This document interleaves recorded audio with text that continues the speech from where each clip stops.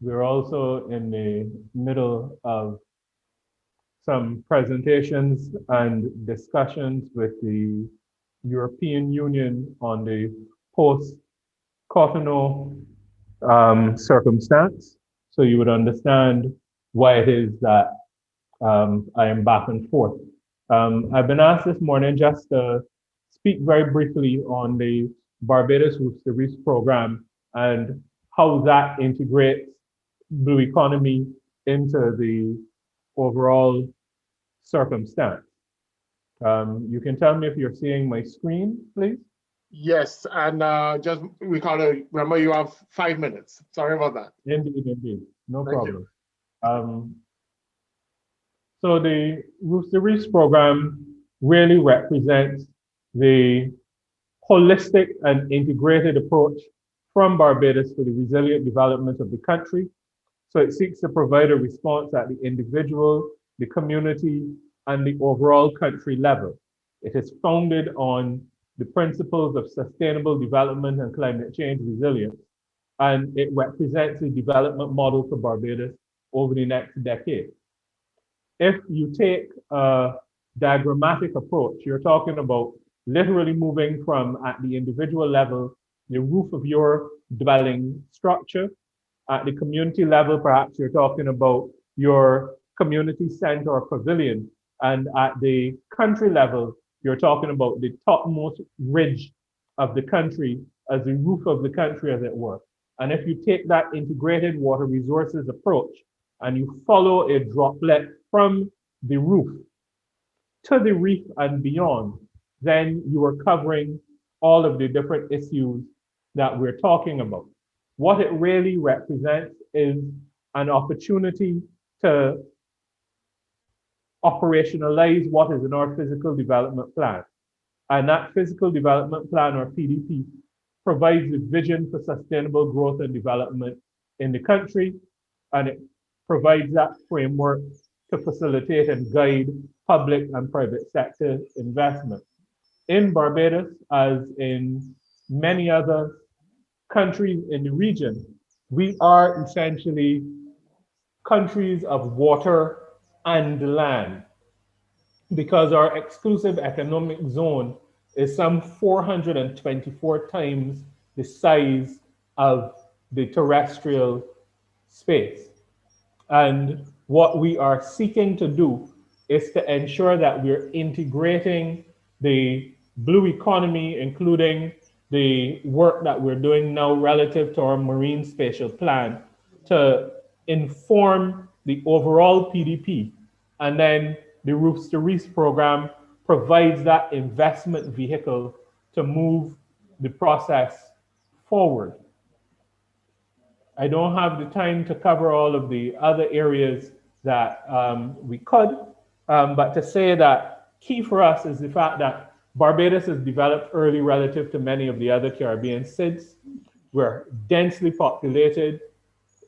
Even with that dense population, we have our settlements very much concentrated along the coastline, right on that boundary between the terrestrial and the marine environment, and that has significant implications for natural hazard exposures, etc.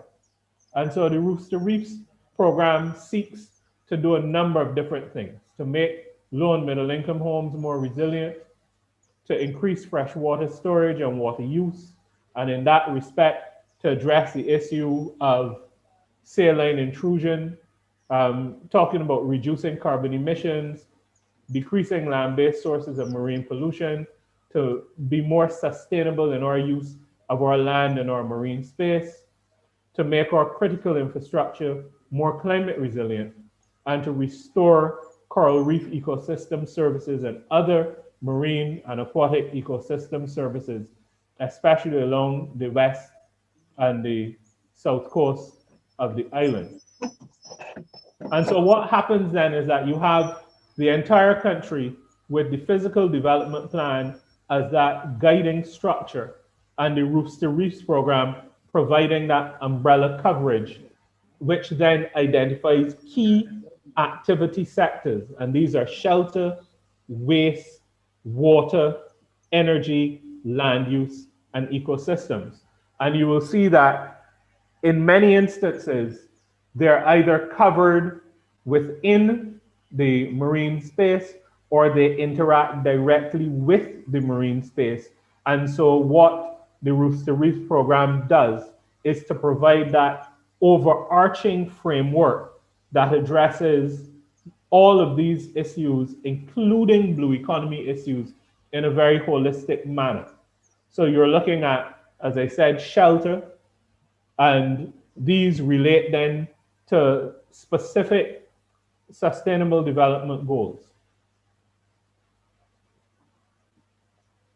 Similarly for water, and you're talking about rainwater, stormwater, groundwater, potable water, wastewater, and of course, nearshore water.